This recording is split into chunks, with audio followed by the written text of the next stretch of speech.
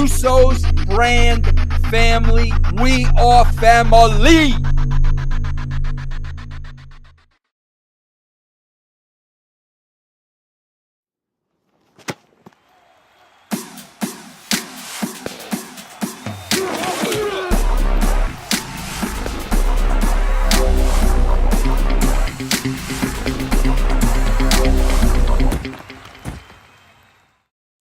What's up, everybody, and welcome to the first ever episode of the Rich with Entertainment podcast. For those of you that don't know me, I'm going to be your host. My name is Richard Janvrin. And just a quick little introduction of myself before we get started for those of you that don't know me. So I've been a fan of Vince Russo's and been a part of the brand for, quite a while now. And I'm also an NFL writer over at Bleacher Report. So with the help from Vince and with what I do for work, I decided I wanted to make a podcast, and Vince was nice enough to allow me to do that here on his channel. So basically on this show, you're going to expect to see, football stuff, going to cover sports, but I also want to cover other things such as music and television and movies and just wrestling too. We'll definitely cover wrestling as well, but kind of wanted to cover everything. So for my very first guest, this is a guy who I work with at Bleacher Report, and we share really similar interests in music. That's actually how we became friends. That's how we met, was through music. And so with me tonight, I have Ian Wharton, who is an NFL analyst and an NFL writer over at Bleacher Report with me. And he's also going to be coming out with a handbook for those of you that are interested in that. It's going to be covering the 2017 cornerbacks. It's titled the 2017 NFL Cornerback Handbook. Ian, what's up, man? How's it going? Man, things are good. Things are good, man. It's starting to finally die down a little bit with the draft coming up and like free agency. First wave is done, so like we're kind of in like that spell between free agency and the draft. And after the draft, hopefully it's gonna be time to kind of kick back a little bit and take some of the pressure off. Because, I know with you, I know you experience the same thing. Like our season doesn't really stop until the real off season. And then at that point, we finally get to breathe a little bit. So it's nice. But I'm really well, man. I'm just soaking it all in. Awesome. Yeah, no, like you said, it's free agency kind of kicked off pretty hot, and then it kind of died down. That's kind of how we see it every year. It's hot right out of the gate, and then it dies until, some of the other bigger name players eventually sign. But so real quick though, because I was interested in this personally. People ask me all the time how I got my role with Bleacher Report. How did you get yours? So mine was very unique. So at the time I was getting ready to graduate my undergrad, and I started writing a little bit. I actually didn't really even go to school to write or anything like that, or be a journalist or anything like that. I was going for sport management. I wanted to be a scout. Kind of like a lot of Twitter, and I got towards like the end of my kind of like undergrad career, and I was like, I started meeting people, started meeting scouts, meeting agents, and I was like, this actually probably isn't for me. I just learned more about it, and like a lot of professional scouts are not really scouting; they're more of like collecting information. They're on the road a lot, which like I knew that they were on the road a lot, but like then you get kind of hit with like the harsh reality of like what they're making, and kind of like that lifestyle. And I was just like, that's not really what I wanted to do, which is not exactly heartening at the end of a 4-year degree when you're like, all right, so maybe this actually isn't what I want to do. But sport management, kind of falls under a big umbrella. So you can kind of do a lot from there. And so like I said, like at the end part, I was started writing about the draft. I linked up with like Andrew Parsons, and those guys for like Draft Mecca, for those that remember, it was like 4 or 5 years ago. It'd be about 5 years ago at this point. And I started covering the Dolphins draft for them, doing some free agency articles. I didn't do much though. Like I was still very inexperienced in the role. And Ian Kenyon, our mutual friend on Twitter, so similar music taste, editor at Bleacher Report, he actually reached out to me because the Dolphins beat writer at the time, Bleacher Report was trying to do 32 team beat writers, and that's something that they've kind of abandoned since then. But the current one at the time had to step away from the role because he was having a child, and so he had contacted me to cover the draft, and he was like, if this goes well, then we could do a Dolphins team beat writer, not necessarily beat writer, but it was more of like a featured columnist, because we didn't follow the team around like a beat reporter. So we weren't around the team, but we were just doing featured columns and topics around the team. And so he just reached out to me like that. I honestly only think it was because I was convenient. Like, I don't know that he was that familiar with my work. I didn't have a ton of work out there. I do think that what I was doing was quality, and I kind of proved myself throughout the draft process, to kind of show that I kind of knew what I was talking about and I could write coherently.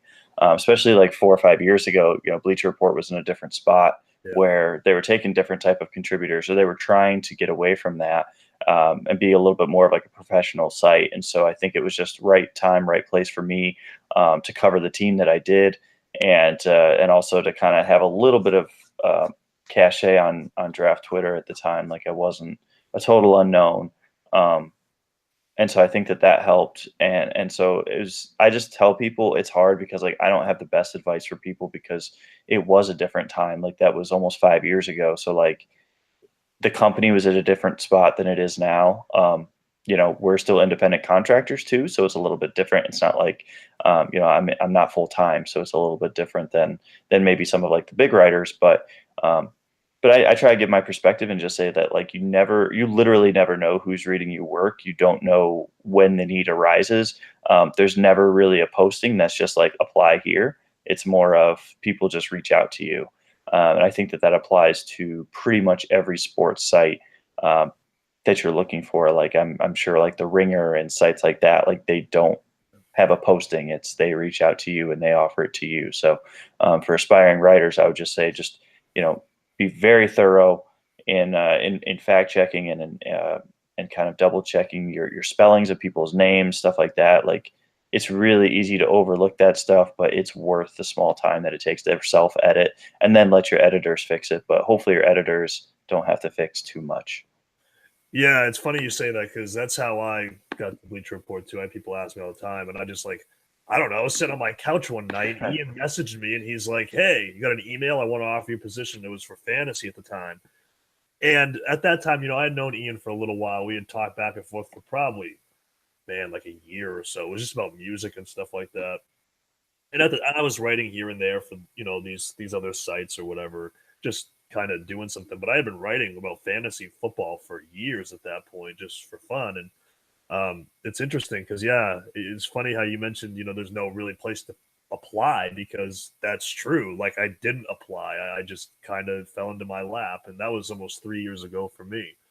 And I'm still convinced to this day, Ian won't tell me, but I'm still convinced to this day he only gave me a shot because we liked the same music. Because at that time, like you, I didn't have a lot of content out there. It wasn't like I was putting out stuff every day like other people. But and yeah, that's a really good point, making sure people's names are spelled correctly. Because when I first started a Bleacher Report, like, I don't know what it was. I think it was just because it was more of a consistent writing schedule. I wasn't used to it. I could not for the life of me spell Austin Safarian-Jenkins' name right. No matter how many times I tried, I just couldn't do it. And but I eventually corrected it all these years later. But so you went into you were in sports management because you wanted to be a scout. So you've been a football fan pretty much forever at this point, right? Is that from your family, or is that kind of like, I know you're from Houston, so I know that obviously Texas is a big football state. Is that kind of where that all comes from? No, so surprisingly, I've actually lived all over. So Okay. I was actually born up in Rochester, New York, and yeah, so I've traveled all over. I was there till I was about middle school age. We moved to Ohio. Grew up with LeBron in Ohio. Literally moved there like the year the Buckeyes won the national title, and then the year before LeBron was drafted. So that's kind of like where like my sports roots are. I'm not a Browns fan. I'm a Dolphins fan because my dad was a big Dolphins fan, and then moved to Houston for my master's, and then kind of traveled around from there and came back to Houston a couple years ago. So we're hoping to stay in Houston, but we'll see how that goes. We love it here though. So like for us, like the love of football really just came from like my dad. Like my dad and I would always just watch football on Sundays and Saturdays, and especially growing up in Ohio, like I wasn't huge into college football before that, but because the Buckeyes were so good, you just instantly latch onto them just because, especially at that time, like kids today don't understand. That's like you watch what's on TV, and there's only like a couple games on TV. So like you really grow up and see, what's on, and that's it. Like you can't flip around to 8 different channels. So I kind of grew up like that, and really just what really made me fall in love with football, I think even more, especially to like the level that we do it, and like the evaluation of it is I was watching. It was back in like '05 because it was Marcus Colston's draft class, which I think was like '06. So it was like '05, '06 range. I could be a little bit off on that, but I think that's the right year. I was watching one of the bowl games, and I had no idea who most of those guys were. It was a small bowl game, and I saw Marcus Colston. I think he had like 1 or 2 touchdowns in the game, and he was just awesome. And he was this guy from Hofstra, and I was just like, man, like this guy's really good. Like I bet this guy's going to be a guy in the league. And then obviously he goes like in the 7th round, and so I used to always have like this kind of this routine during the draft is I would pull out a pad of paper and I would just write down every draft pick. Like I just sat on the couch all weekend, watched the whole draft, and just to kind of kill the time, I'd track all the picks and stuff back then. And so it was a little bit of a challenge because again, you go to commercials and stuff, you don't have DVR back then, so it just kind of keeps you engaged. And I just enjoyed it. Like I enjoyed the drama of it and seeing familiar faces and names. And teams. And then, I saw Marcus Colston get drafted. And obviously we all know the career that he went and had a lot of success. And so like a lot, taking off of that as a young kid, I was kind of like, this is awesome. Like evaluating talent, like, and I would just dive deeper and deeper. Back then Mel Kiper was the guy. And so, I'd stalk all the even like the Walter football, boards and stuff like that back before that kind of grew into what it is now. So, it started at a young age. It was, middle school, elementary, but especially middle school is when I really started getting into it. And, it's just kind of grown from there. And for me, it's about football, but like there's even more to it about football. Like I love the constant evaluation and reevaluation of it. So for me, it's even deeper than like just football. Yeah, no, for sure. Because I got into football late. Like I used to be a baseball guy like that. I still am. I still like baseball a lot. But I think a friend of mine wanted me to play fantasy football with him. I think in like 2010, and I was like, I don't know anything about football.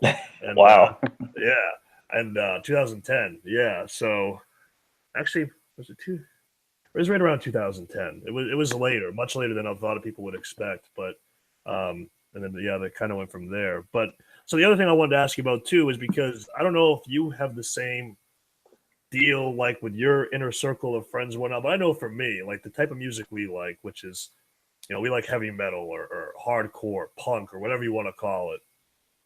How did you get into that kind of music? Because, I mean, I don't know about, like I said, none of my friends like it. I have like very few that like it. So Yeah. How did you end up getting into that scene? Yeah, it's hard. It's hard to find people, and when like you try to describe it, it's like they're just like I usually just stop at like, yeah, I like metal, yeah, like, and like they'll be like, oh yeah, like Metallica, stuff like that, and I'm like, yeah. I mean, I do. I love Metallica, and I just don't get deeper into it than that because the sound really turns people off, I think, and it's not very, it takes time to get used to. So for me, my dad really raised me on like classic rock, and so like that kind of like set the groundwork, and then just kind of. Is that again like middle school age, late elementary? I found Linkin Park. I mean, obviously you couldn't really miss them, but like that was like a rabbit hole, and like that kind of led to like Korn, even Limp Bizkit when they were big. But then it really grew from there. Like actually, like it took several years. At this point, we're probably talking like I'd probably even say like 2010. No, earlier than that. 2006, yeah, 2006, 2007. Atreyu came out with Lead Sails Paper Anchor, which that's like a super. So anyone that wants to get into like harder music, like I think that's just a fantastic album to start with, because like I wasn't really into like the heavier like screaming stuff like that until I found that album, and then like he just kind of like works it in, because like that's not like old Atreyu, which is like very heavy. That one is more kind of like just mixed in, almost more like radio heavy rock, maybe a little bit stronger. So like I started seeing that in the mornings before I'd go to school on like Fuse, and like they would have Becoming the Bowl and stuff like that. And so like it was just like an introduction. Like I kind of just like progressively got into harder and harder Eventually just like, and it happened pretty quickly. Like I liked it. I liked the instrumentals. That was a big part of it. I really just like the heaviness of it beyond the vocals. Even like a lot of the times what I'll listen to is just not even just for the vocals. A lot of it's just for the musicianship. And just, I would say just more layered than what you would really get on like the radio, which is generally pretty basic. So for me, that was a big appeal, and I kind of grew from that. You know, like Devil Wears Prada was huge back then, so like I got into that pretty quickly.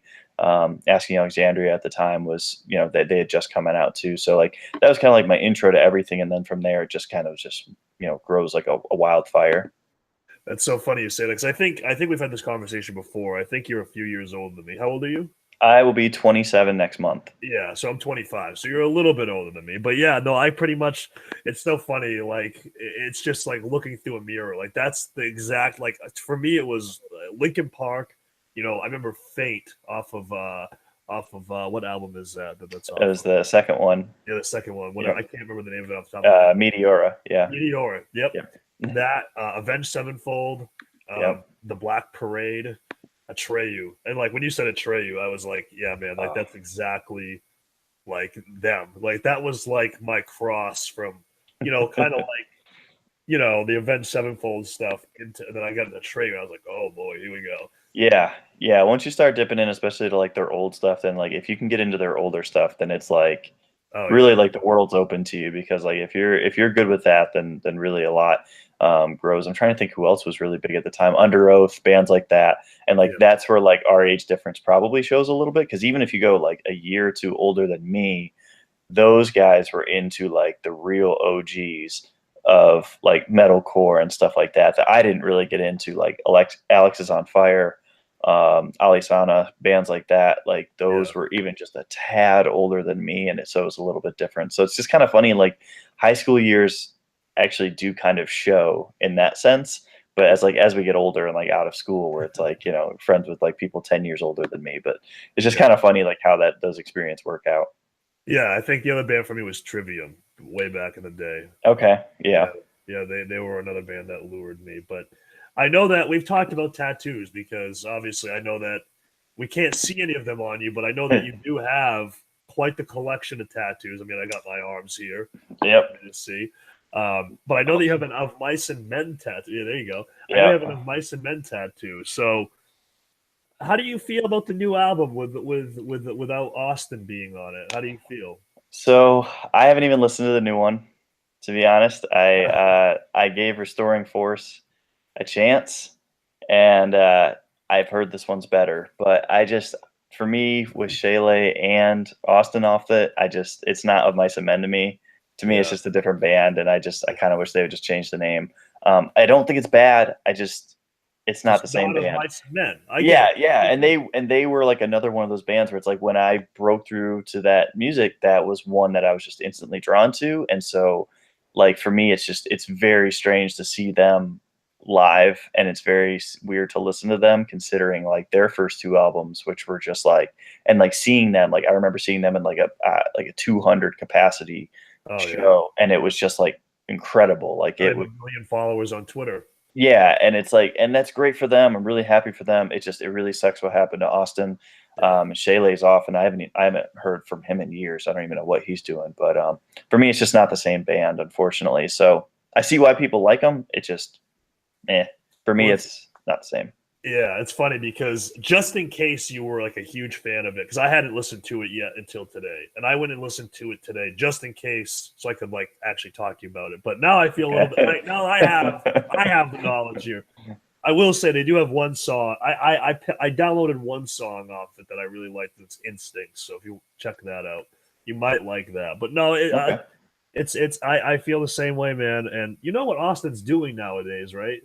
Not really. Like I knew that he took a step back. It's super random, but I read that he is coaching baseball in Costa Rica. Isn't that?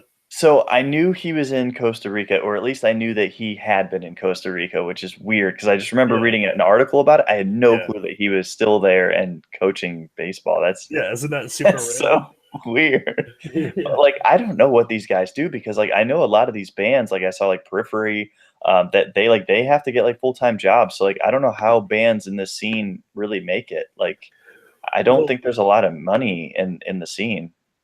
You must know what I want to talk about, because this kind of segues perfectly into what I wanted to talk about next in a weird sort of way. But because one guy that does make a good living in this business of this genre of music is Franz from Attila. And because he has like 10 different incomes from his clothing line and whatnot. So, and I saw a tweet from him today, and I wanted to talk to you about it because I thought it was interesting. Why do you think like metal music? And I promise people that are listening, we're gonna get to football. You got to understand, like when you're a fan of this kind of music, these conversations don't happen. Yeah, in real life. They don't. So, but we will get to football. I promise.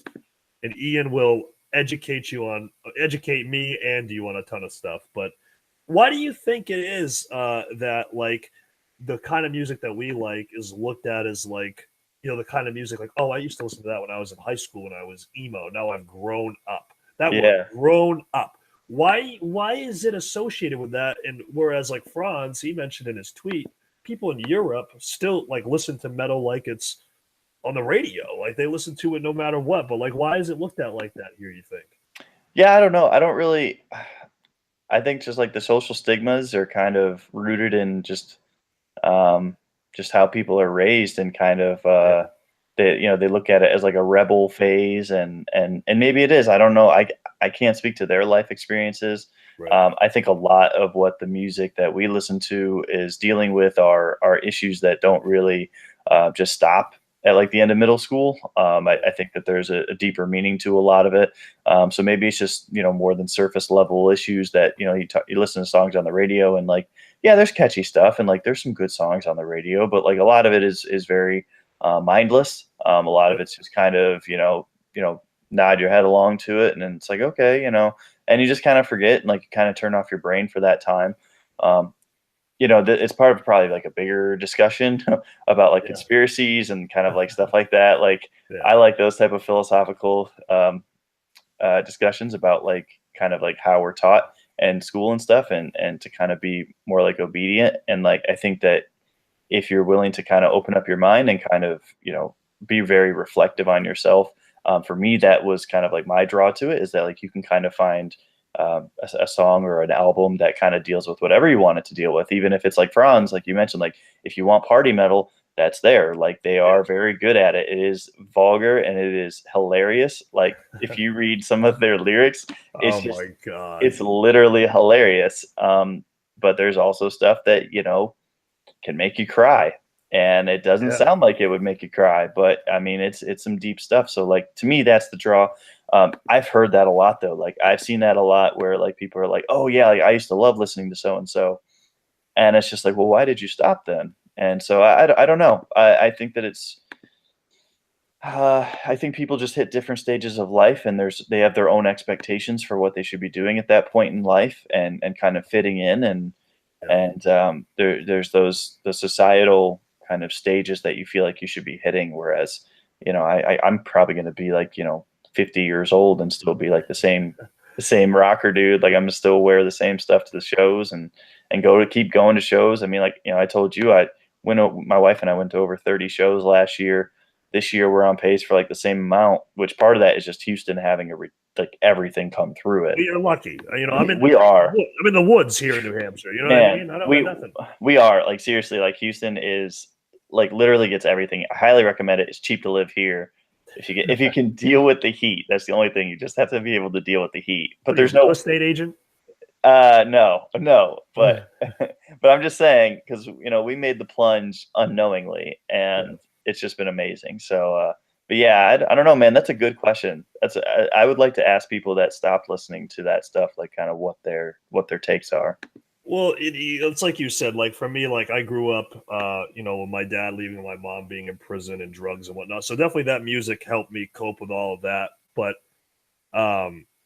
yeah, man, like I've always had this theory that if in some alternate universe, if instead of the stuff that you hear on the radio now, if you had metal on the radio instead, people would like it. That's honestly like a theory of mine. Is like, if it was on the radio and more heavily promoted in the mainstream, people would like it. I really think that. Like, I just think, like you said, it's a societal thing where people become accustomed to, what is the popular thing, and they gravitate towards that. But That's a really good point, and I agree. Like, if you listen to, well, I mean, a big problem is like there's only like 4 companies basically running all of like the radio, all these companies. But it's like you go to different cities, and it's like Detroit has more of like a hard rock metal type station. Like when we were driving through, like we were hearing like Kill Switch Engage and stuff like that, and it was super refreshing. Like we heard like All That Remains, and it was just like if they were to show that stuff or like to play that stuff on normal radio, or at like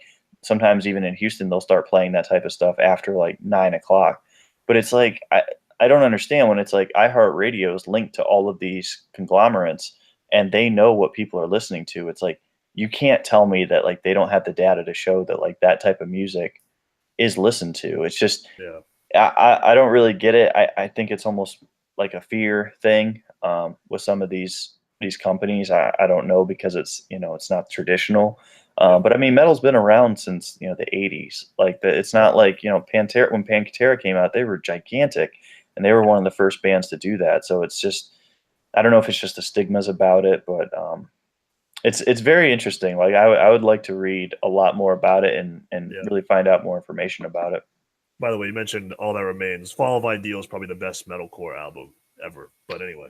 Interesting. Okay. One of the best. I'll say one. I can't give any band a definitive best. But I'm not disagreeing. It's an interesting take. Well, considering where they've come to now, it's like wow. It's quite a bit different.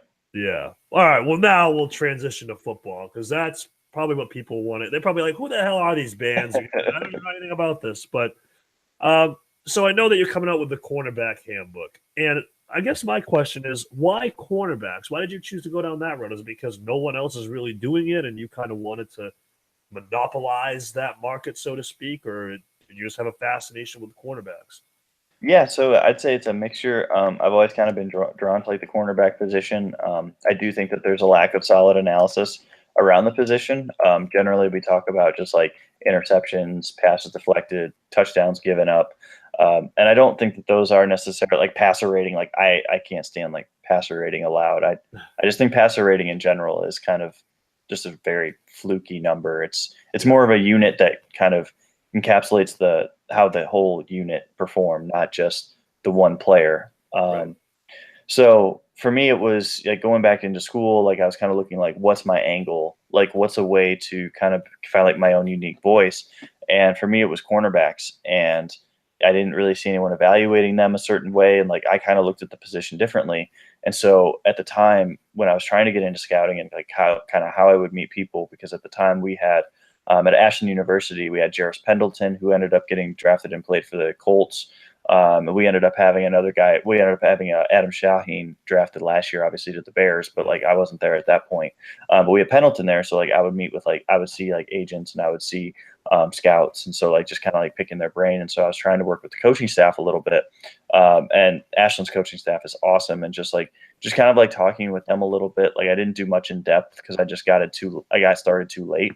And so for people that do want to get into scouting and stuff, I do recommend actually just going and trying to volunteer at your football operations team and trying to meet coaches and become like a recruiting person, so that you can actually talk to scouts and try to force your way in that way. That's the best way to do it. But so I started talking to the coaches and kind of like bouncing ideas off them. I saw how they evaluated guys. And so like we kind of aligned as far as like looking at defensive backs, where it's like, if you're in position, which is, how they defined it, then it's not necessarily a bad play if you give up a touchdown. Like it's not necessarily a bad play if you gave up 60 yards because the offensive player just made a great play. Like at the end of the day, like the result is poor, but we're really looking at process over results. And that's something that I love. Like I've always loved process over results. I've always thought that that's a much better way. It's more predictive in the long run. Results are important too, but it's like, I still think that there's a way that we can analyze things from a process-based analytical standpoint than just looking at results-based. I think anyone can do result-based takes. I mean, to me, that's you can find your own voice in that, and I think that a lot of people on Twitter do, and I think in the fantasy community do a good job of. But I think that the process one is, if you do that well, there's always going to be a need for that. And so I ended up coming to U of H, University of Houston, when we had William Jackson here, and so I was doing my master's, and we had Jackson here. So I actually worked with that staff as well. And they definitely prioritized that. They were on a more intensive level. They definitely looked at things as like a charting, kind of similar to how I do. Like, they do things a little bit differently, but they definitely took note of more tendencies. So like routes ran, alignments, kind of like stuff that like you see with like next gen stats.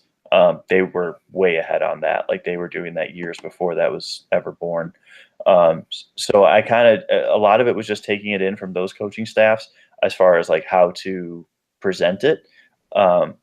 Theirs were, just more crude raw data for their own players. And then they would try to get it for like players that they were going to face too. So, I just thought made sense. And like the mixture of that, me being drawn to the position, and then trying to find my own voice, it all just kind of really worked out perfectly.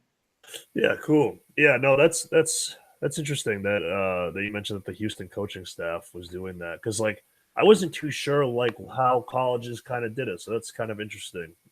That's how they do it. I don't know how every college does it. Yeah, I mean, good point. Yeah, they all have a million different coaches though too. So like, a lot of those people are there for recruiting, but like they have the time and they have the bodies to do a lot more. Kind of like what PFF does, where like they chart all that stuff. It's like most of these schools at least have someone doing that in-house, if not for the entire division or conference, whatever conference they're in. Yeah. All right. Interesting. Yeah. So like one cornerback I wanted to talk about that was recently involved in a trade, he was supposedly cut at first and then he was traded. I think you know who I'm talking about, Jason McCourty. Because obviously where I'm in New Hampshire, I'm going to have people listening to this that are, Patriots fans. And so a lot of them, they think like, oh, well, the Browns were going to cut him. This guy can't be any good. And I'm like, guys, like, just because anyway, I'll let you talk about it and Jason McCourty, because I know that you came out with a piece recently about the best moves made in free agency so far. And for the Patriots, you mentioned trading for Danny Shelton, the defensive tackle, and also Jason McCourty too. And you mentioned in the piece, because of the aggressive man scheme that Belichick runs. So talk about Jason McCourty and his fit with the Patriots and why it's going to be a lot better than people think, rather than him just being a cast off by the Browns. Yeah, so it's interesting because I was actually never a huge Jason McCourty fan when he was with the Titans until I was looking at his 2016 tape, when he was hitting free agency, and I was kind of doing the study that I'm working on this book for. So I have 4 years of data for this type of study. So like, but this is the first year I'm just putting it all together in like a book. And so he was always kind of like an average starter, graded out as, but so like I kind of harp on guys that are very poor values, compared to like their salary. And so like guy like Joe Hayden, guys like that, I tend to ride pretty hard, just because like from what I'm looking at, they are just not even close to worth what they're getting paid. And there's ways to overcome that. Like, what I'm looking at is not 100% of everything, but like if you're not forcing turnovers and you're not a consistent coverage man, you're not a good player to me, or at least like not like a great player, not like a significant player. And so McCourty was a guy that he was kind of in like the average range. Like, at the time I wasn't doing alignment based work. Like now I'm doing like press coverage and off coverage, and kind of being more specific, but just like as like a cumulative amount, he was, middle of the pack. And so 2016 though, we saw the Titans release him, and I was just like, and then they signed Logan Ryan, and I was like, okay, that's a really bizarre move. Like, those are two different players. Like, they didn't need to release McCourty just to bring in Ryan. Like, they could have had Adoree Jackson. They should have had Marshawn Lattimore, but they could have had Adoree Jackson, Jason McCourty, and then Logan Ryan all in the same defensive backfield, but they decided not to, which I thought was very peculiar because they could afford him. And so he goes to the Browns kind of on like a 2-year prove it deal. And he just had a great year. Like, just he was in a very difficult situation where the Browns, everyone talks about it, where they have Jabril Peppers playing the angel safety position where he's 40 yards off the ball, and these corners are either pressing in like cover 3 alignments, or sometimes playing man or off man coverage, and basically just on an island, which is just ridiculous to have them constantly doing that. Like, there's no way for a corner to look halfway decent, and yet he did. Like, the first half of the season until he got hurt, he was one of the better cornerbacks in the league. Like, he was probably a top 15, top 10 cornerback in the league through the first half of the year. He got banged up. His play dropped a little bit. The defense changed a little bit to where they played even more of that cover 3 type alignment. And so even more pressure on the corners. And while he wasn't 100%, he dipped a little bit. But towards the end of the season, he kind of regathered and ended up playing even better. So he's a physical corner. He's a tall corner. To me, he's better in man than he is in zone. So he's kind of like the opposite of Malcolm Butler. Malcolm Butler was a good press corner. I think McCord is just as good, if not better. Obviously, he's a little bit older too, so there's going to be some risk with that. But as far as for 1 year, 2018, I think that in that regards, especially being a press corner, he's a little bit better. In zone, he's not quite as impactful. I think Butler was maybe a little bit more dangerous, and I think that maybe he was a little bit more consistent as far as filling his role. He did do. I will give Butler that. Like, Butler's a guy I've been pretty staunchly vocal about as well. Like, I think he's a pretty average player, but I'll also give him credit and say that the team rarely had coverage busts on his side of the field, and there is value to that. I don't think there's as much value to that as a pure man corner, just because I think zone corners are relatively easier to find. You can kind of go cheaper at that position. But when you consider Stephon Gilmore, he is definitely a press corner. Like, he is, like, you don't want him in zone. He will bust coverages. That's the same reason that Buffalo had issues with him. It's the same reason why the first, third of the season that New England had issues with them, is because of the busted zone coverages. So I think because of that, you're going to see a lot of press man. You've got Eric Rowe in the slot too, so it's going to be a very physical secondary. And for me, I think McCord for 1 year, you kind of have to go year by year at this point. Like, there's going to be a point where athletically he just loses it. Hopefully that's not this year. Like, we just don't know. It could be like Terrence Newman, where he's good for, till 38 years old. It's one of those things, like, these guys are all freaks, and you're just trying to figure out how freaky are they. So at least for 2018, I think he should be an upgrade over Butler, especially considering what Butler did in 2017 was pretty lackluster for him, for his standards. And it was kind of nice because they got him so cheap compared to Butler, who signed, I think he has like the 4th most guaranteed money of any cornerback in the NFL, which is pretty crazy. Yeah, so basically what you're saying, talking about the Cleveland Browns defense, basically what you're saying is that Greg Williams, the defensive coordinator, is a nincompoop. Is that what you're saying? Yeah. Greg with 2 G's is not great, and it's pretty telling that, like, Tremaine Johnson, he basically told the Browns thanks but no thanks at the combine because he just didn't want to play for him. He didn't want to play for Greg Williams, and it was as simple as that. And I mean, I think it's telling that Tremaine got back to a high level of play with Wade Phillips. LaMarcus Joyner finally had his breakout season with Wade Phillips after Greg Williams. A lot of these guys went and just played better. I mean, yeah, it's Wade Phillips, so, like, he's amazing, but also a lot of it was just getting out from Greg Williams. Yeah, so I got a couple of cornerback. We'll talk about a couple of a player or two, but then this cornerback situation I think is interesting because they're the defending Super Bowl champions, the Philadelphia Eagles. A lot of people may not realize this, but corners weren't really that good. And now they bring in Daryl Worley over from Carolina, and probably the weirdest trade of the offseason for Torrey Smith. So how do you think that impacts the Eagles in 2018? Can they sustain the same defensive success? Because they added Michael Bennett, in the pass rush. Do you think that their front 7 can make up for the holes that they have, or will Sidney Jones coming back help? Or, just answer. Yeah, I mean, what do you think? Yeah. I think, I mean, I honestly did not expect them to be able to overcome those corners. Like, when I say that they were bad, they were legitimately one of the worst cornerback units in the NFL last year, even with Ronald Darby. And Darby played well until he got hurt, and then he came back and he was very inconsistent, which kind of fits his MO. Like, he's always kind of been inconsistent like that. But, like, it was really surprising to me. I mean, you could go back to that Atlanta game, and they probably should have lost to Atlanta if Julio Jones catches that fade attempt from Matt Ryan. I mean, Jalen Mills should have given up that touchdown. Like, that should have been a touchdown. And if they do, then the Eagles are knocked out. And so, can they survive it? Yes, because we just saw them do it. But it is not a good unit, and I think that we're going to see. I don't think Worley's going to really affect them too much because Worley was a pretty poor corner too. Like so I would say like the bottom 10 starting corners. I would say both Worley and Mills were in that group. They lost Patrick Robinson, which is going to be huge because he was their best corner.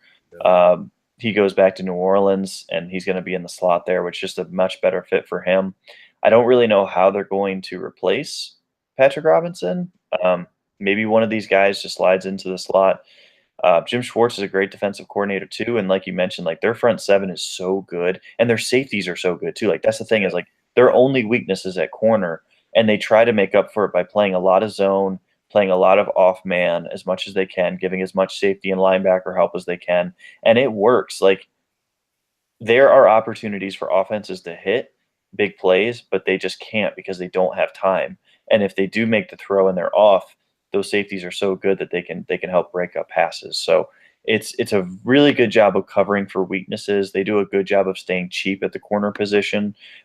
It's not a good unit because they are so cheap at it, but I do think if Sidney Jones is 100%, I think he'll pretty quickly claim a starting job, and then we'll see. We may see Mills move back to safety. I really think that would be the best fit for him. He is a really subpar corner. He competes real hard. Like I'll give him credit. He is not physically really able to play corner at a high level. It's not his fault. It's just he's slow and he's stiff, and he competes hard. He's really good against the run. He has a short memory, and there's something to be said for that. But at the same time, too, he's also probably a bottom 4 starter. Like Worley's, probably a little bit better. So can they overcome it? Yes, just because they just did. But then again, they've got to be looking around and saying, like, this is an area of need and it's an issue. So hopefully Sidney Jones steps up for them because I thought he was a great talent before he got hurt. Yeah, well, I mean, that's the thing. Like, I mean, some guys are just better fit to play safety than corner. I mean, we saw it with Devin McCord, Jason's brother, coming out of college. He was supposed to be a corner, and they moved him to safety just because he's a great safety. Yep. But one guy, this actually kind of segues because you said that you don't know how they're going to solve it. Maybe one thing they do is they could draft a corner. Probably not, but one guy that I see really blowing up on, because I follow the draft as close as I can, like as close as enough where if I need to write up a mock draft, I can do it and kind of be somewhat intellectual about it. But one guy I see blowing up is Jair Alexander, and what are your thoughts on him? Yeah, so this year I'm not as deep as maybe in years past, but I have gotten a look, at least as like a comfortable look. I'm kind of like you, where it's like so usually at this point I'm doing like a draft guide, and so I'm like 200 players in, and like we can just rattle off prospects.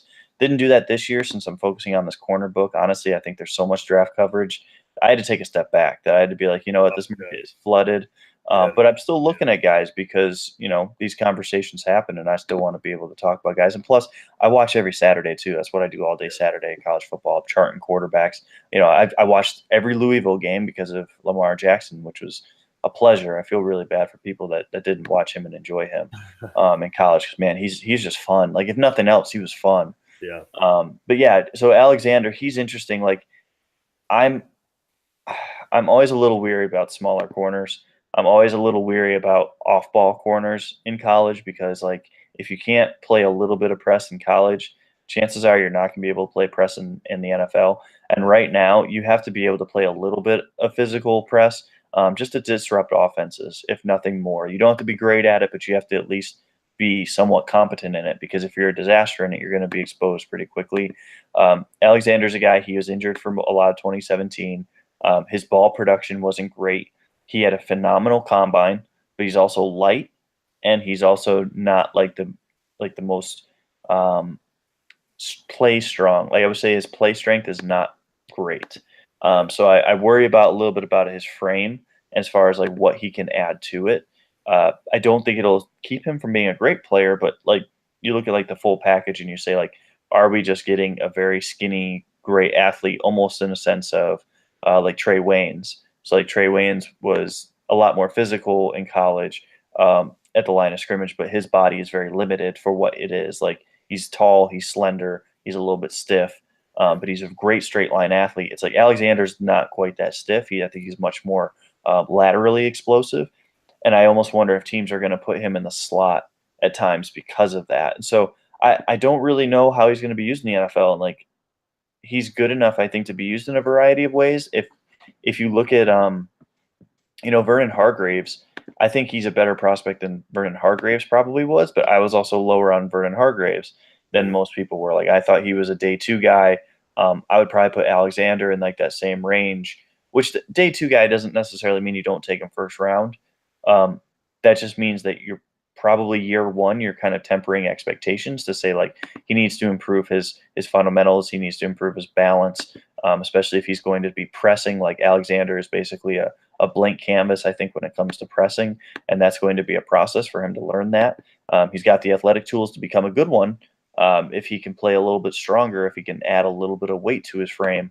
But as far as like his quickness, his acceleration, his speed, all of that's great. So the question is now applying it into press, or are you comfortable playing him as an off-ball corner, which not a ton of teams do, and it's not been an overly valued position. Like Kyle Fuller getting paid as an off-ball corner was very uncommon. You look at the list of top corners across the league, the only ones that are getting paid, and I can actually try to bring it up, but like the only ones that are getting paid that are off-ball corners are like I think Fuller. Even off the top of my head, I can't even think of any other ones. Maybe because his was so recent. I've actually got it up here now. So like at this point, I would probably add in Josh Norman is more so an off-ball corner now than ever, but he's also a zone guy.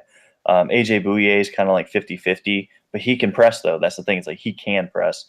Darius Slay, he's kind of like the same. He's kind of like 50-50 where he can press, but he doesn't all the time. And then I would say Robert Alford.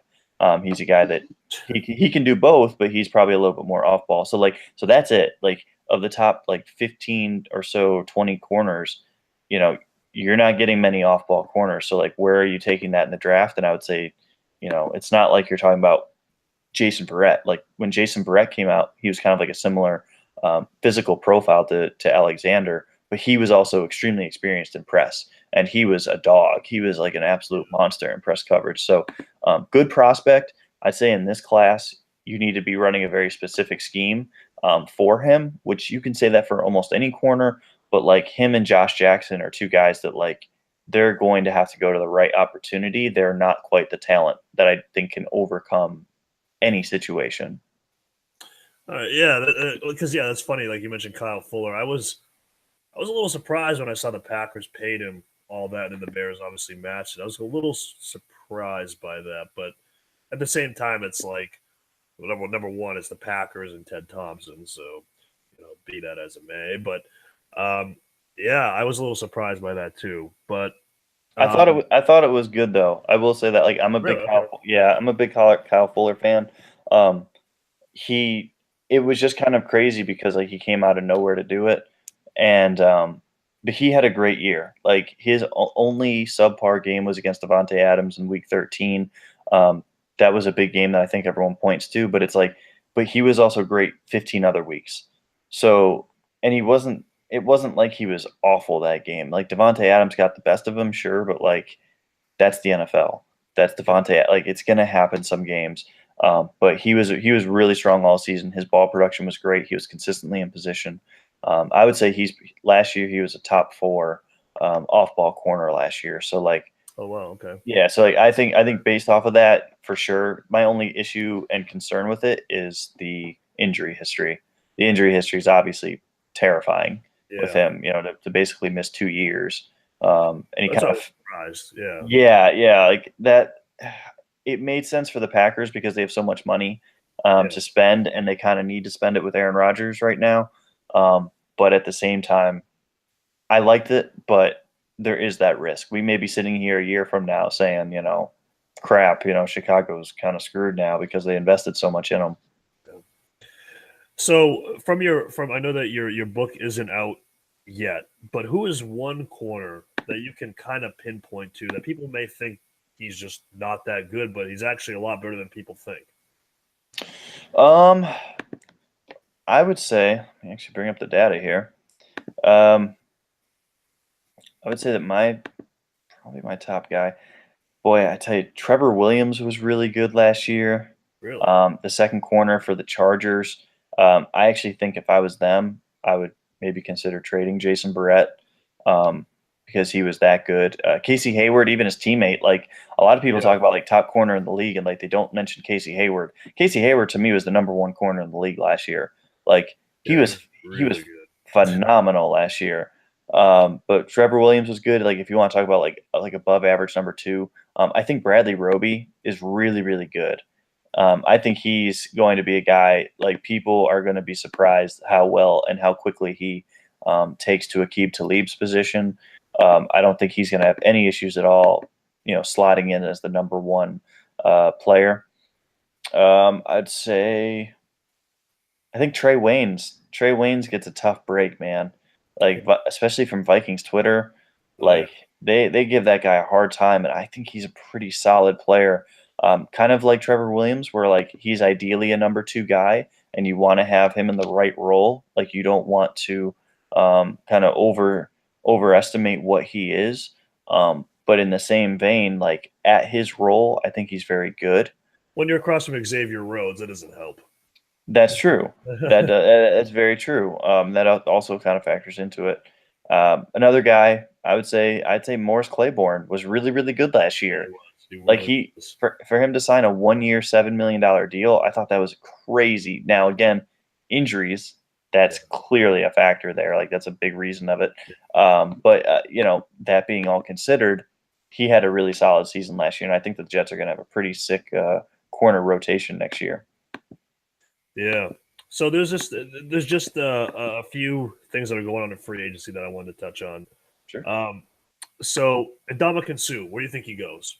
Pretty easy question. Where do you think he lands? Yeah, well, if you could tell me exactly what money everyone is offering him, I would tell you whatever the top dollar is, that Yeah. man will take Yeah. it. And Yep. I'll say this about Ndamukong Suh.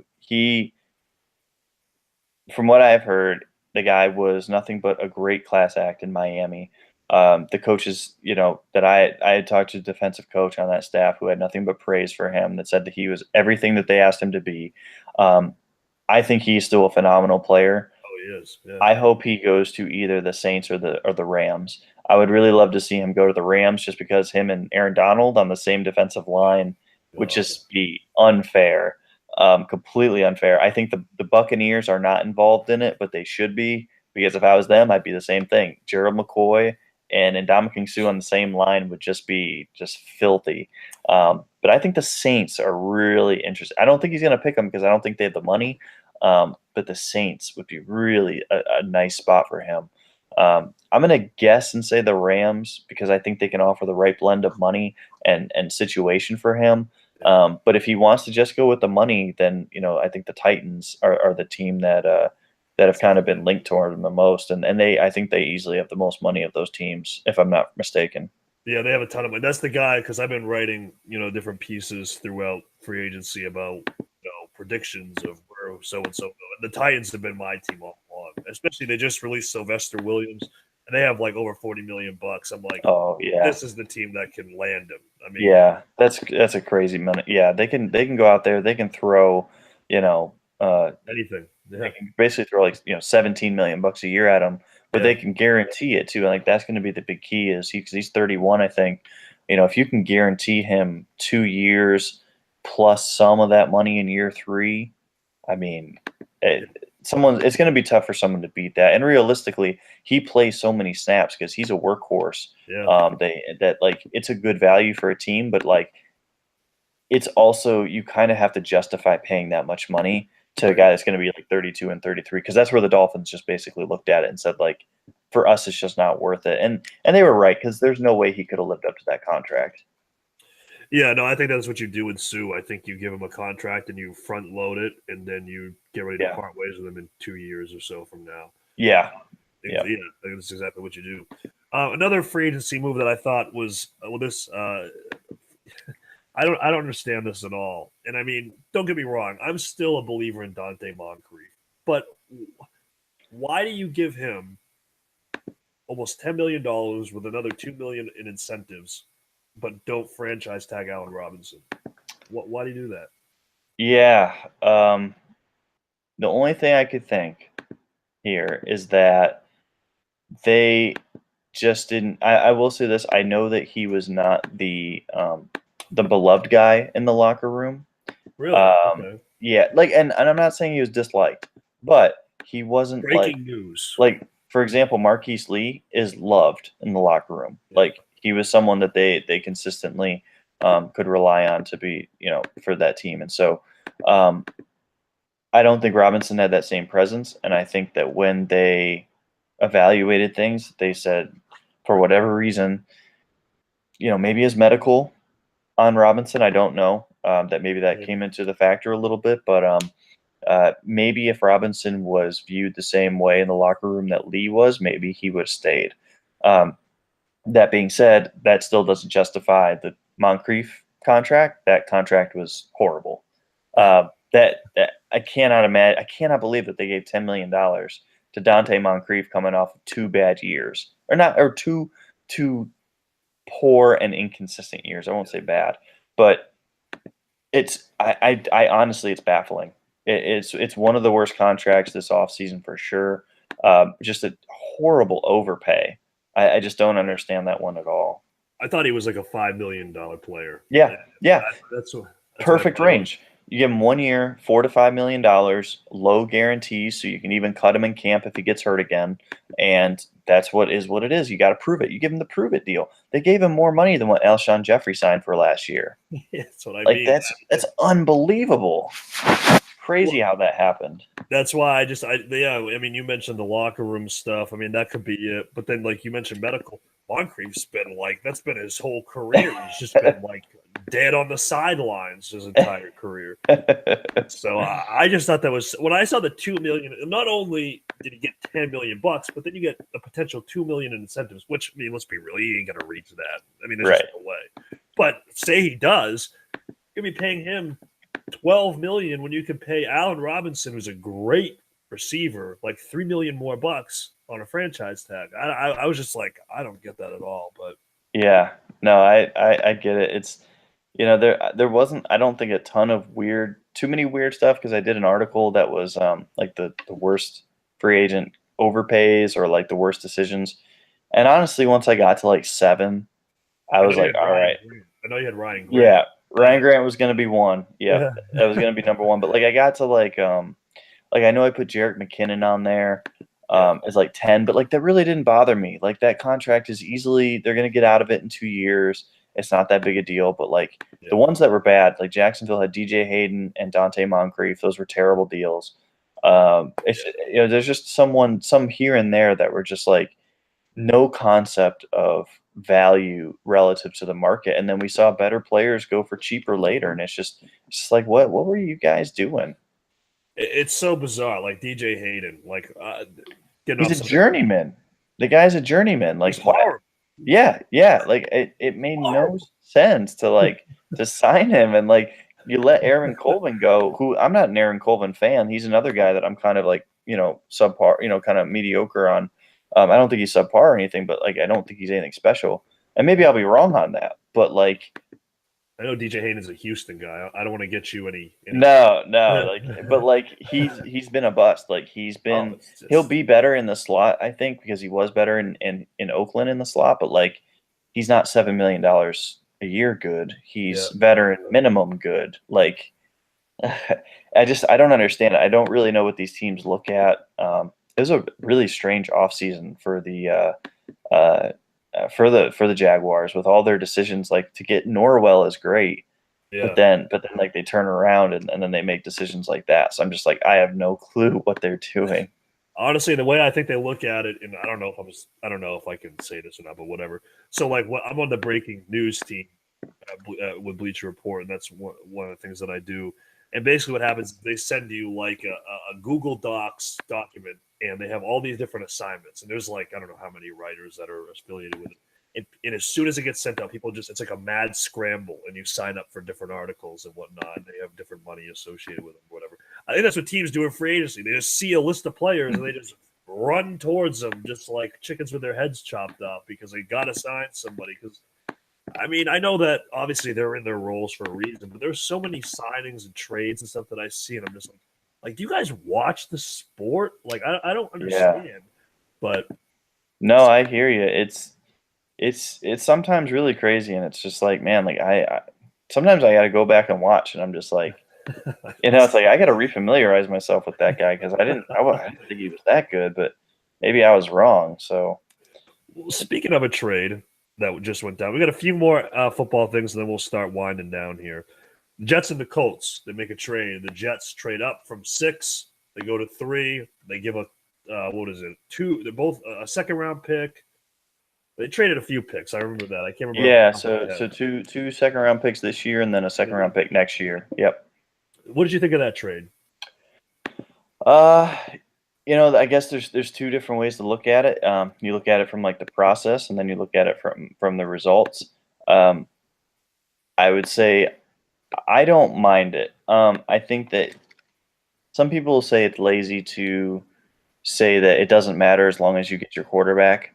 Yeah. I don't think it's lazy. I think that is legitimate. Like, at the end of the day, yes, you still want to be process oriented, but the process for them is that they're in a win now mode.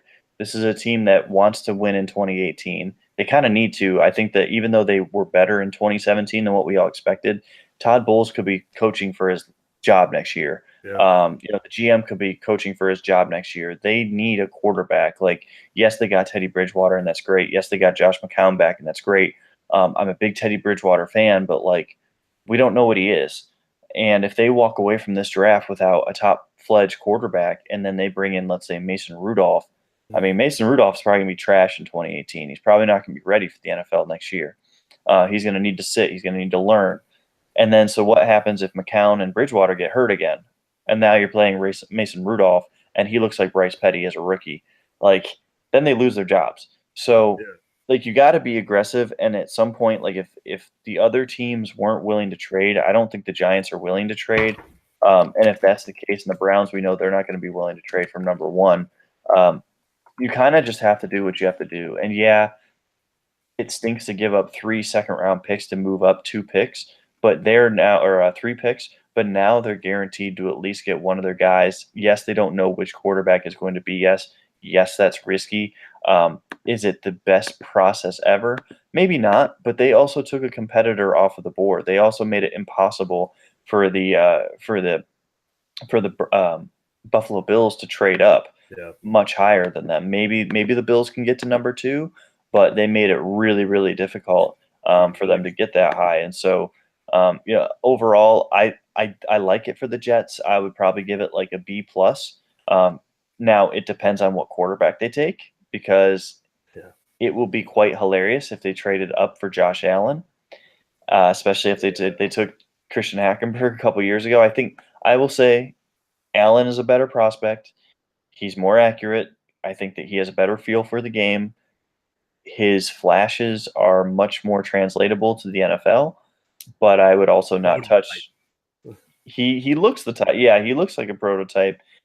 I still wouldn't take him till day 2, but I get it. There's a quarterback tax. I understand that. It's just, for me, I wouldn't draft him. So if they traded up for him, then we'll have to revisit this, and I'll probably give them. It's an incomplete until we know later, but I'd be much lower on that trade up if they get him. Now, if they get Rosen, for me, he's easily my top quarterback in this class. Then I would love it. I'd say that's A++. It's great. So it's a little bit to be determined, but from the Colts standpoint, it was an A+. I mean, it's a no lose situation for them. They're going to get one of Bradley Chubb or Quentin Nelson. It seems like. I'd be really surprised if they get anyone else from those two, and those two would just be perfect for them. Which is funny because you're talking about which quarterback they're going to take, and there was a report today from from Pro Football Talk talking about if Barkley's there at 3, they're going to take Barkley. Don't get me wrong, I was in the camp of take Barkley number 1 with the Browns, based off of what the past order was, just because I thought strategically it just made sense. Well, sure. I mean, if you love, and it's different from our seat, from their seat, but like if you like 3 of the quarterbacks, then that's fine. Like I could sell you on Baker Mayfield. I could sell you on Josh Rosen. I can sell you on Sam Darnold. I can sell you on Lamar Jackson. I can't sell you on Josh Allen as a top 10 pick. Yeah, just that's just me. Someone else that loves his traits, they could. I couldn't sell you on the top 10 pick, but the other guys I could sell you on. So if you love Lamar Jackson in this draft, okay, then take him at 4. That's gonna be a stretch compared to where he's gonna go come draft time. He's probably gonna go mid to late first round, maybe early second round. But just take him. Like if that's your guy, then take Barkley at 1 and then take Jackson. But it just kind of depends on how you feel about these guys too. Like certain teams aren't going to like certain different quarterbacks, and that's fair. Like an offensive coordinator, that is a vertical passer that wants to run out of the I formation isn't going to probably like Sam Darnold that much. He's probably not going to like Lamar Jackson quite as much. He's probably going to like Josh Rosen or Josh Allen a little bit more. So those are specifics that you just have to be aware of. And I think that sometimes get a little bit forgotten in this, but Todd Haley, if it depends, are they going to go with Todd Haley's type or are they going to go with Hugh Jackson's type too? Well, my thing before, this is all doesn't matter anymore because the whole game has shifted. But for me, it was like, because I saw it on Twitter, even our buddy Ian Kenyon, he was like, you got to take a quarterback. I'm like, listen, if you take Barkley number 1, okay, the Giants are probably most likely going to take Rosen. And Rosen has pretty much said that he doesn't want to play for Cleveland. Not directly, but you can read. You can. Yeah, and maybe that's changed now that they've gotten a little bit better. Maybe. But it definitely did not read right. Very well at first. Yeah, so that was my thing. It's like, okay, they're going to take Rosen, who didn't want to play for you anyway, in the Colts, who were picking at 3 at the time. They're going to take probably Bradley Chubb or Minkah Fitzpatrick, or they're not going to take a quarterback. So, okay, you have a guy who didn't want to play for you to begin with, so then you just take the next. And I really think they're going to take either Darnold or Josh Allen. I think that's what they're going to take. I agree. So that's why I was on the Barkley at number 1 bandwagon, just from a strategic standpoint of drafting. That's where I was at with it. But yeah, and I think a lot of people agree with you. I'm quarterback at 1 team personally, but I also feel strongly that Josh Rosen's the number 1 quarterback. So that partly influences because I don't view them all the same. Right. But if I viewed them all the same or similarly, then that would be different too. Right. So. It just kind of depends, and every team is different. There are people within every front office that are different. There's people, I'm sure, within the Browns that feel either direction. So it's that's where the fine balance is, and all of this is you kind of gotta, you kind of gotta make those tough decisions. Well, the other thing too is that if the Browns took Minkah Fitzpatrick at 4, I just don't trust Greg Williams to. It's just like it'd be a waste. Waste, but no, you are. You're basically drafting Minkah for the next defensive coordinator. Yeah. I don't think you're drafting him for Greg Williams. No, because it'd be a LaMarcus Joyner situation all over again. Yeah. No, exactly. So. Yeah, overall, I like the trade too. I think it's good for the Jets. And now if the Bills want to move up, they're going to have to give up a king's freaking ransom. Yeah. Personally, for me, I know that they're probably going to take Rosen, but I think the Giants, one guy who I mocked to them probably 3 weeks ago was Quentin Nelson. I think he's great. He's great. Just Hall of Famer. Already, he's even played. He's so good. But so I'm going to do a quick, these two, I know you said you haven't really looked at it as much, but I know that you wrote about these guys, so I know that you've looked at them a little bit. So just real quick on these guys, and then we'll move along and start wrapping up here. But 2 guys, start with Josh Sweat, who I love. So real quick, what do you think about him? Better athlete than football player right now. However, that's a compliment because he's a great athlete. Definitely want to make sure the medicals are all set, but I definitely think at like the late first round to kind of mid second round, you're definitely going to want to take that risk on him. Just kind of want to make sure you have a plan for him. I think early in his career, he's kind of almost like a guy like Charles Harris last year. He's a better athlete than Harris was, but probably a lesser football player right now. But that means that you get him in, you use him on rotational snaps as like a third rusher. I think you could get some production out of him early and still kind of build for the future to kind of ease him into a role. Yeah, because there was a guy, real quick. A few weeks ago when I did my last mock draft, I mocked him to the Detroit Lions at 20. A little bit of a reach, but I think with Matt Patricia, yeah, and it's hard because this class it's not deep. I mean, you're getting, and this is why I think the Browns won't trade down from 4 all the way to 12 is you run out of those elite talents like almost immediately. Like you do the quarterbacks and like a couple elite players, and then you're kind of in like this big void of players, and then it drops again quickly. So it's not your typical draft class where there's 20 to 25 studs. There's maybe 15 studs in this class, and so when you get to like 20, it's like, well, you definitely need a pass rusher, and you can't really afford to take one because in the second round at that same spot, there's going to be nobody available. So you kind of have to just take them early, and it is what it is. Hey, yeah, what are you drinking over there with the pink straw? This is just water. Yeah, just water. I mostly drink water. All right, so the other guy, I have to talk about him, Shaquem Griffin. And now I get the story is wonderful. It's beautiful. It is. Where does he get drafted ultimately? I can't imagine it's before the compensatory picks in the third round. Yeah. If even that. I mean, I think he's a day 3 maybe guy. day 3. Yeah, it's one of those things where it's like he will be an outlier if he works out, and there are usually protocols to that, like, and for good reason. Like you don't want to be the team that takes the one-handed linebacker that ends up not doing anything in the NFL.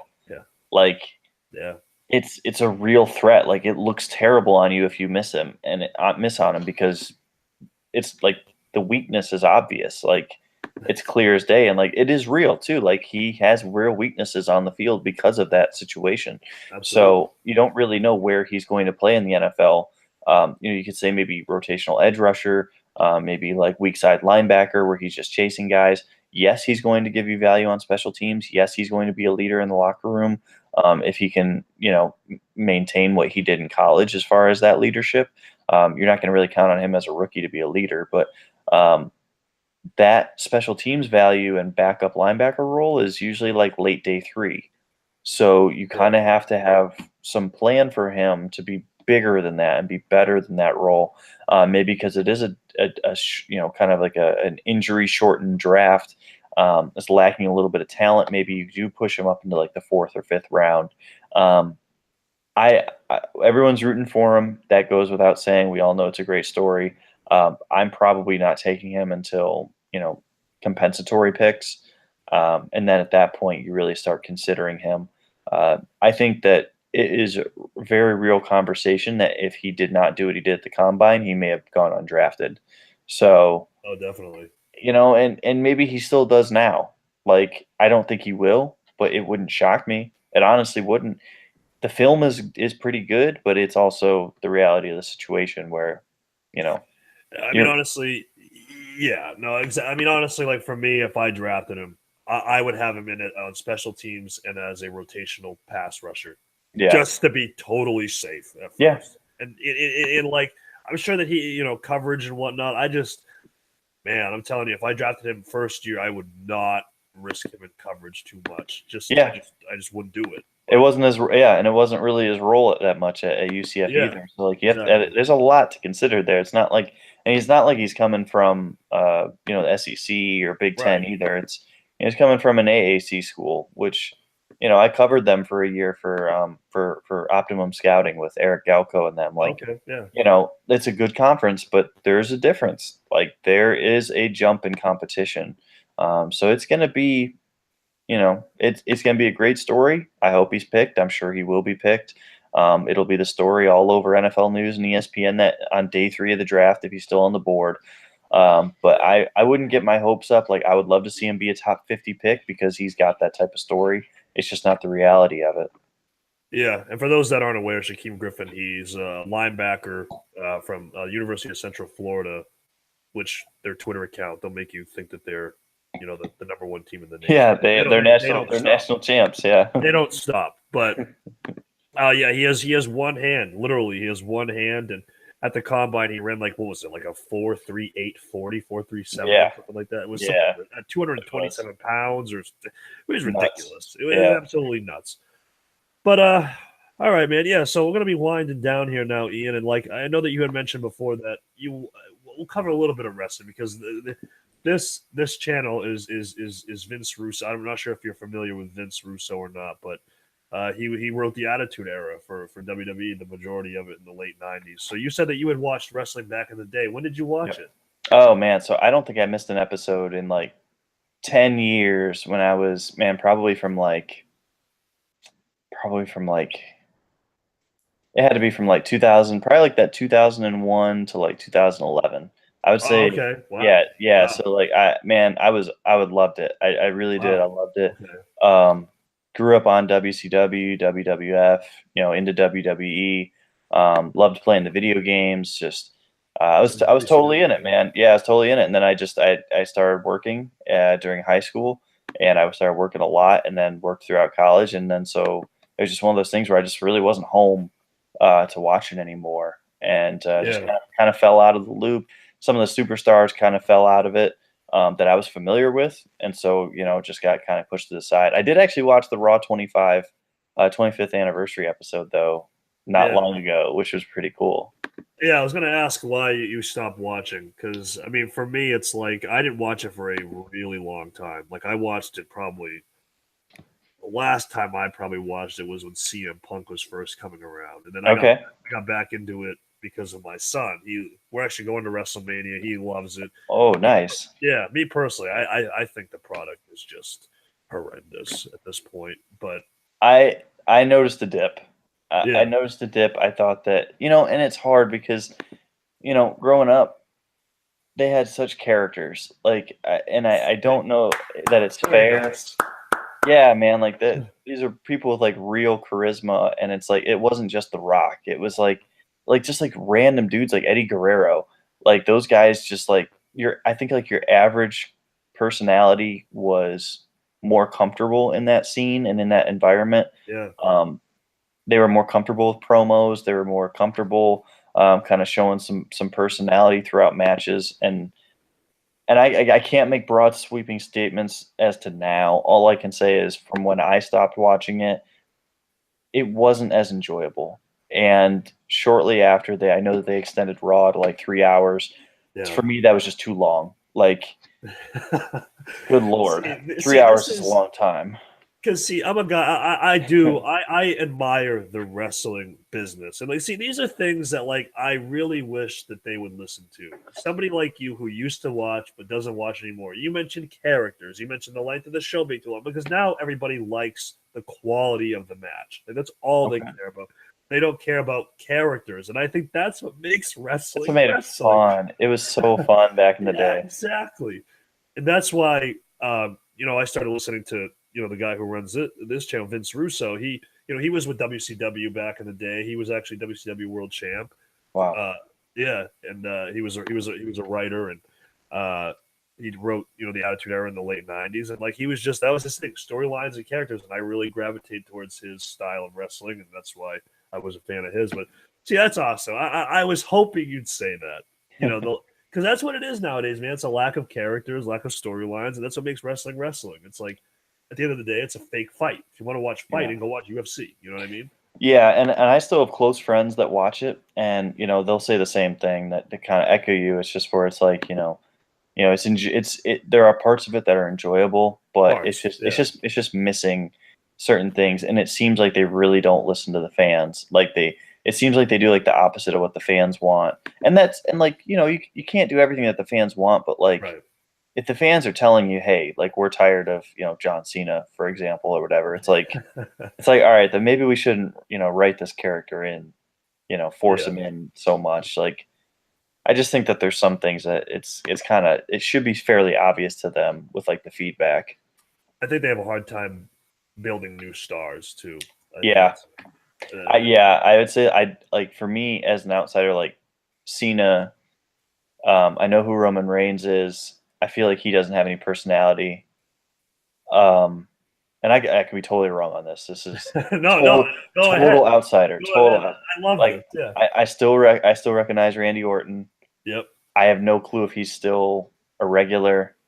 I know Lesnar is somehow a champion, even though he's never on, which is crazy. Let me ask you this: Do you know who? Because this will go over great if you have no idea who this guy is. Do you know who Shinsuke Nakamura is? Yes, just because I know he won. Didn't he win like the Royal Rumble or something? You barely know. But I had never heard of him before that. Yeah, very. So the only reason I know him was because of that. I love it. Oh man, that's awesome. Because I mean that's what it is, man. It's just a lot of fans. It's just different. It's just changed, man. It's sad, but I know that the women's division is supposed to be really good now, which is great. Because like it was a joke back when we were growing up. Like it was just basically the hottest women you could find, just doing really dumb stuff. Except for Lita. Lita was really cool. Yeah, I mean, don't get me wrong. I mean, I'd like to still see some of that. I mean, I'll be honest with you. But yeah, man, no, that's awesome. That's what I think is interesting is talking to somebody who used to watch that no longer does watch.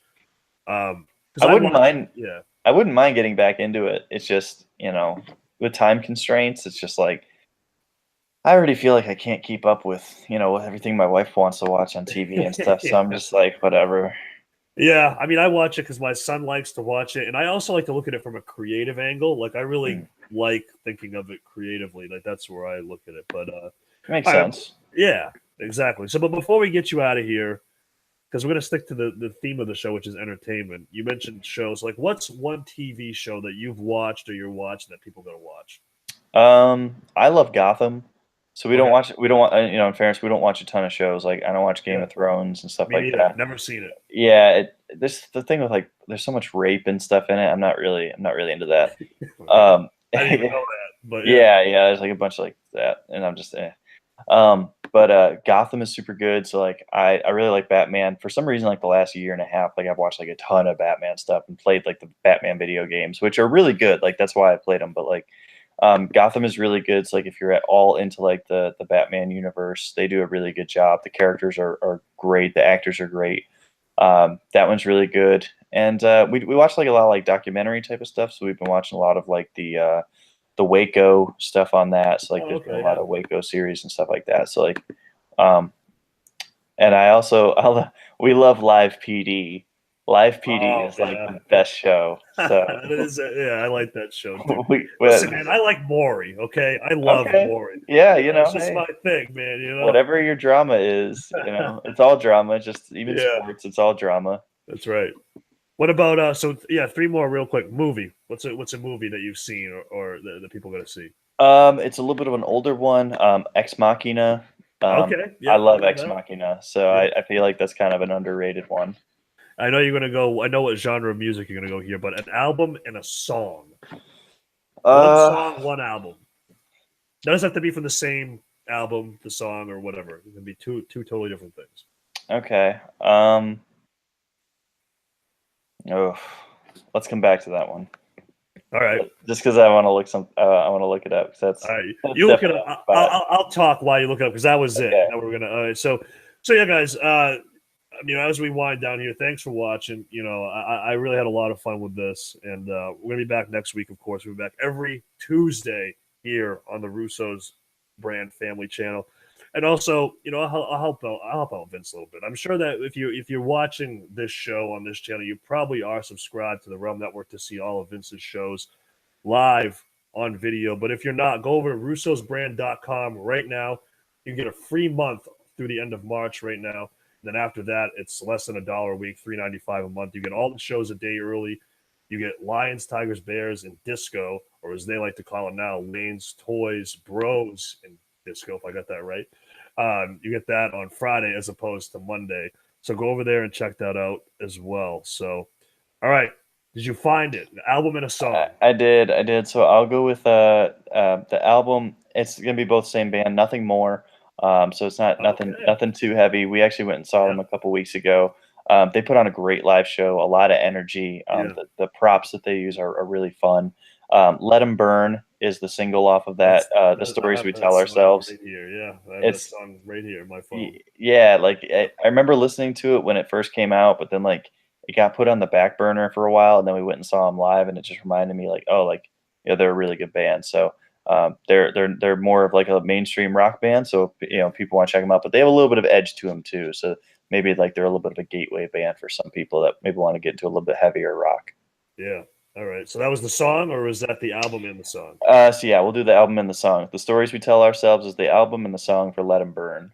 All right. I was expecting something a little bit heavier, but that's all right. Yeah, I haven't gotten anything more recent than that. I've been kind of listening to like older stuff lately, so like older Bring Me the Horizon and stuff like that, but it's not old. Real quick, I know that we're wrapping up, but did you hear that Bring Me the Horizon is going pop for their next album? Did you read that? I liked their last album.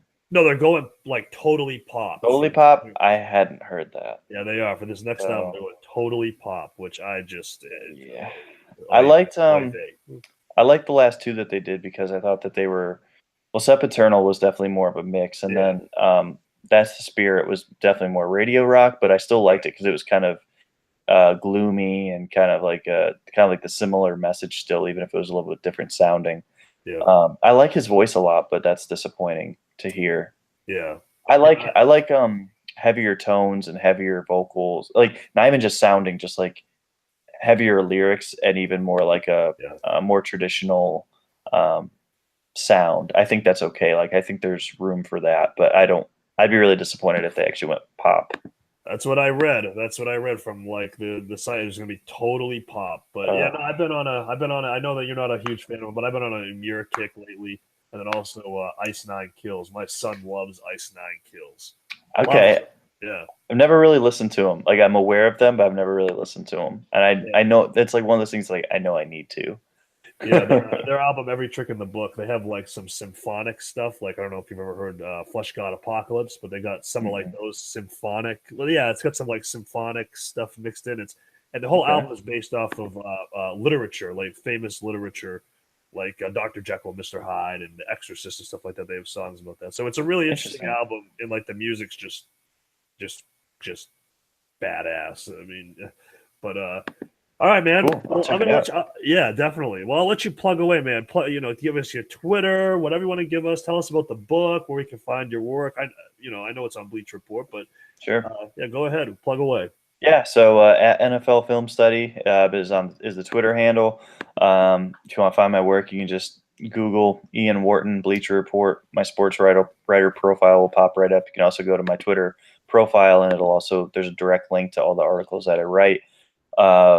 Writing for this month and next month for BR, and then we'll see what happens for next season. I know what that's like. Yeah, it's one of those the 3-month stretch where you're waiting to see if they'll bring you back. So hopefully they will. But and then the cornerback handbook will be done soon. Hoping by early April will be the goal. I just want to make sure it's 100% before I kick it out. And it'll be worth it. It'll be really, I think, a unique take on the position from what we really haven't seen. Like I said, I've been doing it for 4 years, but I've never actually expanded on it in this type of manner. So I think it'll be good. Yeah. What are you going to charge for that? $50? No. So I will do $20. If you bought $20, that's a bargain. Yeah, it's not bad. Honestly, it's not bad. I appreciate it. Yeah, you're upselling it. But for past buyers of draft guides, I'm going to send a $5 coupon off to those folks, so they get a bit of a discount. But I honestly, I think for $20, I think it's worth it. I've put a lot of time into this thing. I mean, it's literally charting and watching every pass snap in the NFL from this past season, taking notes on it, giving my little take on it, giving you a ton of stats that no one else is giving you. No one else is breaking down stats in this type of manner. PFF, none of them, at least publicly, they're not giving them to you like this. So I think it's a way to educate ourselves. Is it the end all be all? No, it's not the perfect way of evaluating players, but it's a part of the puzzle, and I think especially for that position, it'll be worth it. Awesome. And we did have a question from I just realized that, remembered that. So just real quick, just a name. Okay. You don't have to elaborate. You don't have to elaborate or anything. It's kind of a pretty so it's about a cornerback. He just wants to know. This is from Clayton Meeks. He's a brand member. He just wants to know who, in your opinion, is the most complete cornerback in NFL history. Oh goodness. I can only speak to what I can remember. Boy, I think it's hard to not go with Darrelle Revis. All right. Because he had the playmaking, he had the shutdown ability. Nnamdi Asomugha is a guy that I will always say I love Nnamdi. I think he should be a Hall of Famer. I think if Terrell Davis got in for his peak, I think Nnamdi Asomugha should also go in for his peak. Should never win for Eagles. That did not work out. And then he went to the 49ers, which definitely did not work out No. for like half a season. But peak Nnamdi with the Raiders was just he was so good. And but I think Revis, it's easy to look back on it now, and I'll also say that Champ Bailey I think was also that guy. Like he was also one of those guys that was just phenomenal. So I think of my lifetime that I can remember, I can remember Patrick Surtain and Sam Madison as a kid, but I don't remember them as like an analyst. I say Revis and Asomugha are the two Revis and Champ Bailey are the two that were really just something else. All right. Well, there you guys have it. And then, Ian, I really thank you. You're the first guest Honored on the Rich with Entertainment. I had a friend come up with that name because I'm not. It's good. I thought it was, that's cute. Yeah, it's cute. Well, I came up with corner handbook for mine, so like I'm not the person to come up with like crazy fancy names. It gets to the point. It does, yeah. But yeah, man. I mean, thank you very much, and thank you guys for listening. Be sure to hit the subscribe button down below, so you don't miss any of these shows. And go follow Ian on Twitter. Read his stuff. The dude is way smarter than I am. So if you read my stuff, go read his because I'm an imbecile compared to this guy. No, not at all. You haven't read my stuff apparently, no. But yeah, buy the cornerback handbook when that comes out. Only $20. I mean, he posts. I know that you post little pictures and snippets of it, and the work is just for $20. I mean, it's just unbelievable. So be sure to do all that and subscribe, and I'll see you guys next time. See you next week.